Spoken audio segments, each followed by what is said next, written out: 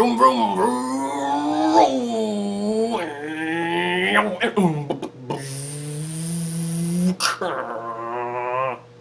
This time, it ain't just about being fast, because it's not even in the title. Furious 7! So now that they've used both Fast and Furious independently in the title, what's the next one going to be called? The 8? Furious 7 is the new Fast and Furious movie. I personally have only seen Fast 5 and Fast and Furious 6. Fast 5 is a really good action movie, and Fast 6 I was not a fan of, thought it was completely stupid. This has most of the stuff you remember from the Fast and Furious movies. The dialogue is completely lame and cheesy. There's lots of fast cars, there's lots of ridiculously impossible things happening, and there's lots of characters that you do not care about. I mean, come on. Alright, granted, I haven't watched the earlier movies where this actually started, but does anyone care about their relationship and her whole memory thing? I mean, please. So all this movie has to do is have sweet action, do it well, and be cool. Does it do that? Not really. A lot of the action just isn't very well filmed. Even if it was well filmed, it's nothing you haven't seen before. The thing where they're dropping the cars out of the plane that you saw in the trailer, that is really shaken up. It's to hide the crappy CGI cars.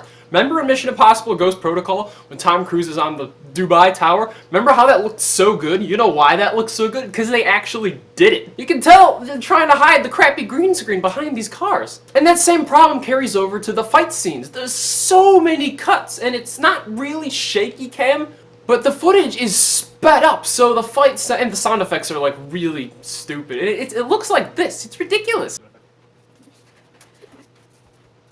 Terrible, come on. Say it over and over again.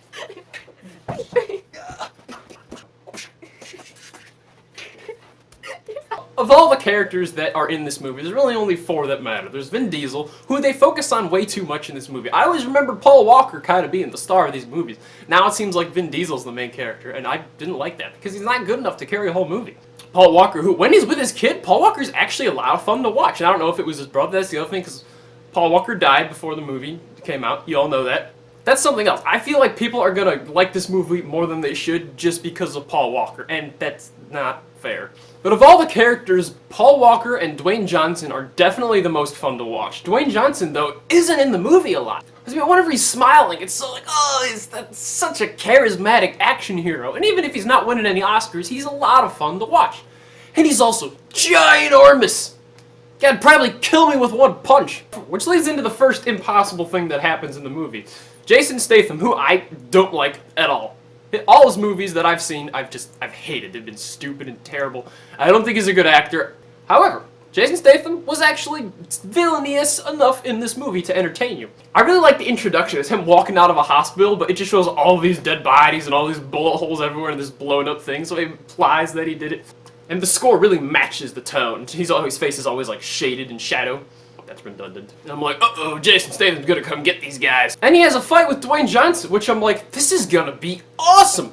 That was the best part of Fast 5 when Dwayne Johnson was kicking Vin Diesel's ass. And I'm like, I cannot wait to see Dwayne Johnson kick Jason Statham's ass. But he doesn't.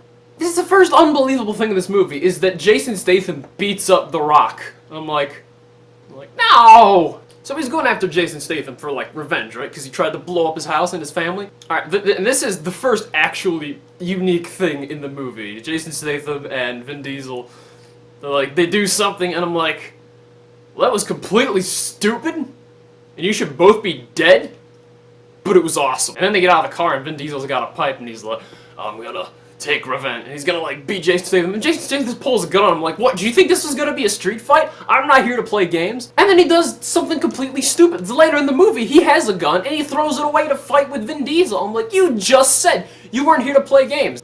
Alright, and Tyrese Gibson, sometimes he's funny, but usually he isn't. And one of the stupid things in this movie that makes no sense, they do just to have a funny joke with Tyrese Gibson. The movie also feels like 3 hours long. And the whole plot is, alright, they're trying to get this God's Eye thing. It's like this super, it's Batman's vision from the Dark Knight that he can hack into all the cell phones. It's basically that. But the whole reason the Vin Diesel family people, Fast and Furious characters, are trying to help, like, the government guys get that is so that they can use it to find Jason Statham. Problem is, Jason Statham comes to them like 3 times in the movie. It throws the plot down the drain. It makes no sense. And I didn't need the movie to make a lot of sense. I needed to make a little sense, though. It's like it was written by a 5-year-old.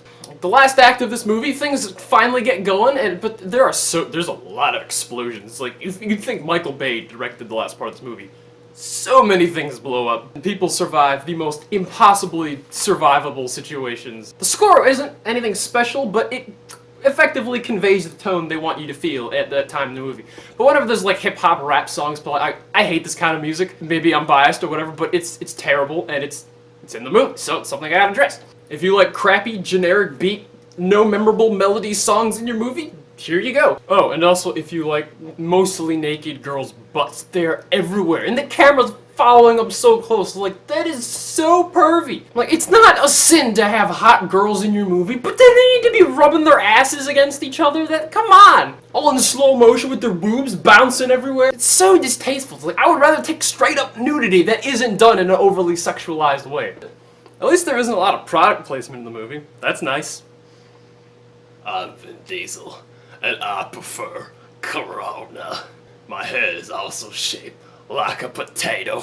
So like, I was not looking forward to this movie, and I was not impressed. Is it better than Chappie? Yes, it's better than Chappie. This movie is mildly entertaining. It is not a good movie. It is also nice how they tie things up with Paul Walker, and what they do end up doing is a nice way to have him not be in any future movies. I was and still am Wesley Tomsky. Like and subscribe. Share the video. I'll see you next time. Goodbye. I don't got friends. I got family.